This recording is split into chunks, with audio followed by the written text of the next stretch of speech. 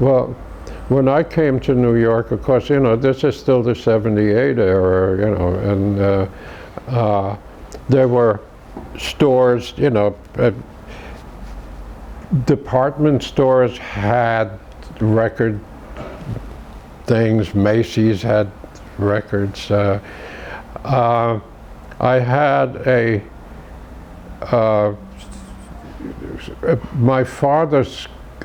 cousin of my father's was the only relative had in the U.S. A very nice lady who was a nurse, and she, you know, when she first met me, you know, it could be I was still, you know, I was 17 or something, so she wanted to get me a birthday present, so we went to Macy's where she had a charge or something, and what I wanted, what I got, what she bought for me was a Bunk Johnson, the Bunk Johnson Victor album. You know. Other place that was weird was Klein's on the square, Union Square, S. Klein's, and so it was the cheapest department store. They got all kinds of whatchamacallit, you know, overstock merchandise that they resold. Good stuff. If you looked, you could find great deals there. For some reason or other, they got a hold of hundreds of Musicraft records and were selling them 5 for $1 or a quarter a piece, 5 for $1. I bought a whole lot of bebop records there. But that was unusual. There were stores that catered to jazz people. There were wonderful, really first-class stores. Like Liberty Music Shop on Madison Avenue was a class store. I mean, they had jazz too, but they were expensive. Everything was at list price, and they were, of course, mainly classical. But we looked for places where you could get, you go junk shopping. I mean, that was the thing. There were so many junk stores in those days before landlords started charging, you know, unreasonable rents. And almost all of them, there would be a pile of 78s. They wouldn't even be in sleeves, you know, and it was fun to browse through those things. One of the things that you would almost always find there were a gang of Wilbur Sweatman Columbias. The Wilbur Sweatman sold very well, contemporary of the ODJB. Somebody, an Englishman, did a biography of Sweatman. Lenny Kunstad, my good friend, was big on Wilbur. He knew him, he had interviewed him for his Record Research magazine. That brings us to a whole other thing. At the record collectors, I knew Carl Canziora. These people were doing, Carl Canziora did a column for The Record Changer, which was the best of the collectors' magazines. Nessery Erdogan had been an editor of that. Orrin Keep News was an editor of that. They had subsisted on advertising from collectors who were selling records through mail order. This is before anything on the internet or eBay, but it's the same kind of deal. There were guys who were, Jake Schneider was a famous seller of rare 78s. Jake was a lawyer by profession, but that's what he did. He had a ton of 78s. He was expensive, but you could find things when there was something that you were really looking for and that you couldn't find. Jake usually would have it, and he would charge you, but you know, if you wanted it, you would get it. What could you do? His first question, when first time I went to see Jake, he didn't have a store. It was like in his apartment. He had a big apartment. He has one room. His first question was, "What do you save?" Meaning, what do you call that? Well, he was not an intellectual. Big Joe Klauberg. Big Joe Klauberg was a full-blooded American Indian. He was a big man. He had played football in his youth. He was from Arizona. he was a self-taught pianist who, in his heyday in the 20s, in the early 20s, he was like a barrelhouse piano player. And he had befriended Coleman Hawkins and guys from Fletcher Henderson's band. He told me that he used to play piano for house sessions, you know, where Coleman Hawkins and Jimmy Harrison would play together. And I checked this out with Coleman, you know, and he confirmed it. He said, yes, it's true. And Joe had this jazz record, what was it called? Jazz Record Corner, was it, or the Jazz Record? It was famous, it has been immortalized by photograph by Skippy Edelman, where it had a flight of stairs. It was off 6th Avenue on 46th Street, I think. It had a flight of stairs, and it was painted, walk up, save a buck, everything from bunk to monk. Joe lived there. There was a broken down piano.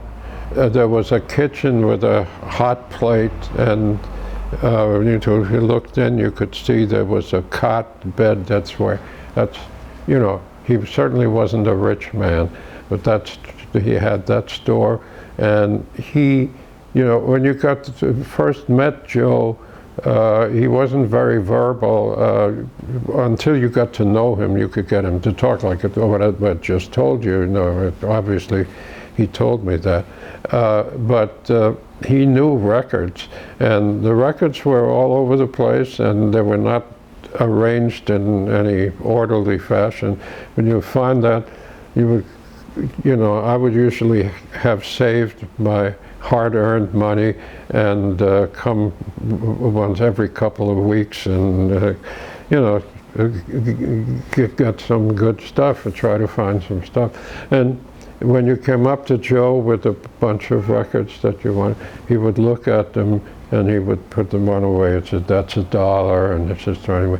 But then he would say, when he'd say, oh, that's a good one. And he was always right. So he knew. And it was an amazing store. Sometimes you would get him to talk. He had some experiences that he'd had in his home state that were not too pleasant, involving prejudice and stuff. And he, at one time, I think he played football, and I think at one time he'd also done some boxing. You know, as I said, he was a big guy. Spoke slowly. I think he must have, by the time I got to know him, I think he probably had a stroke or something. I don't know how he subsisted, you know, what he cooked for himself in that hot plate, you know, that bread. But he had some good records. And he knew. On the trail of records and record buying, you must have gone to the Commodore Music Shop at some point. Oh, well, yes, Commodore, of course, yes. Commodore was a little on the expensive side for me. I was trying to find stuff, you know, like in junk shops you could get lucky sometimes. I once, very rarely went to Brooklyn, but once I went to Brooklyn and I found a junk shop that had an amazing stock of Jazz 78s, where I think they charged me $0.25 a piece, and with Louis Bluebirds, all sorts of stuff. Anyway, Commodore was Milt Gabler, and Milt, whom I got to know later, was a wonderful person, and you know, I luckily got to know Milt pretty well. Interviewed him for that huge Commodore box that we did with Mosaic, and eventually the Institute, after he passed, got access to, you know, what was left of his, you know, personal collection and stuff. He was a great student of songs. He would have been, you know, somebody that Michael Feinstein would have been interested in talking to. He made a whole list of, you know, he knew all kinds of obscure songs, and he knew who the composers were and everything. He and Eddie Condon, you know, was looking for things to record that hadn't been overdone. You know. But the store was fine, you know, but it had been past its prime as a collector's haven. But Milt would tell me things like Hoagie Carmichael would come in looking for the rarer alternate take of Louis' Stardust, okay, on the one where he's, the vocal where he goes, oh memory at the end. So Milt said Hoagie was looking for that. He was looking for the old memory take, and he happened to have it. Of course, Milt is a whole story in himself, and the story has been told. But I didn't do much shopping there. There was Dayton's downtown. Dayton's had lots of stuff. On 8th Street for a while, there were several collector stores, one on one side of the street and another on the other, and there, this is a little later in life, of course, I would run into Albert Murray. This is in the LP era. Albert was looking for stuff and I was looking for stuff. And the great thing about Albert was when you met him, you know, you started talking, you could always tell for sure that you were good for at least 45 minutes, sometimes over an hour. Albert was a wonderful talker. It wasn't boring at all. He did most of it, but you know, it was great. For a while, much later, up here in the Upper West Side, we lived near each other for a while. I would run into him in the street, and I knew exactly what I want to make sure that I have time to talk to Albert, because he was great. He was an enormous Ellington fan. Ellington was his idol. But those stores on 8th Street were really interesting. You know Jim Igo? Yes, we've been talking about this. Okay. So Jim was, that's where I first met Jim.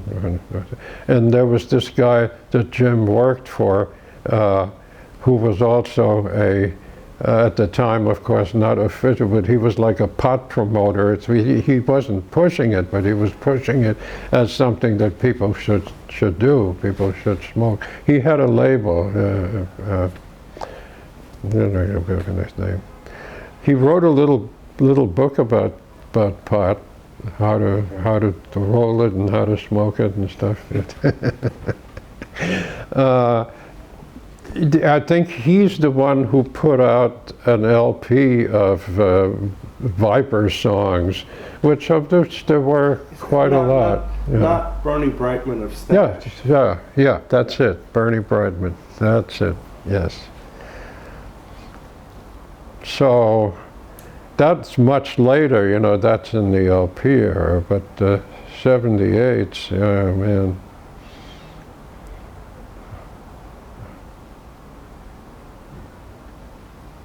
But that's how I got started. I got started in Copenhagen. There was this great store, which was a second-hand record and magazine and bookstore, and everything was, it was down a flight of stairs, and it was long and untidy, and the records were in bins and not sorted in any way, so you were on your own, you know. And I was a novice, but that's where I first found the Muggsy Spaniard things, and you couldn't play it, but you could. They were inexpensive. That's when my first collecting kick was Ellington. I found a lot of Ellington records, including an American label, OK. That was a find, because all the stuff European labels. that's where I first, you know, we would find things like I didn't know anything, you know. I mean, I started reading the few books that were around about jazz, and you know, met a few people in that store, you know. And they sent me to it. There was a much more expensive, really serious collector's store. It was called Ola something. Ola is a common first name in Denmark. But that was, I could not afford that. No, but I went there a few times. But anyway, you know, I would pick up, that's where I picked up one of my, to this day, favorite records, both sides, was, you know, Hello Lola and 1 Hour, Mackenzie's meaningless as a band name, you know, what did I know about that? But on the label, these were secondhand records, on the label somebody had written in white ink, which is what collectors used in those times to write on, because it had staying power and it was clear, you could see it. It written C. Hawkins on there, so I knew that meant that Coleman Orchestra, so I bought it, and man, you know. Anyway, those were fun times.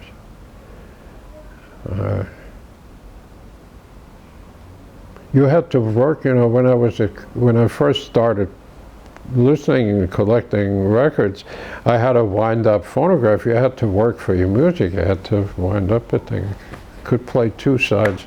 On one wind-up, you could play both sides of a 78. Remember when I got my first, this was still acoustic when I started out, and I got my first electric thing. It wasn't an electric phonograph, which was at the two. I got a pickup that I could put on the arm instead of the acoustic thing, and plug it into radio.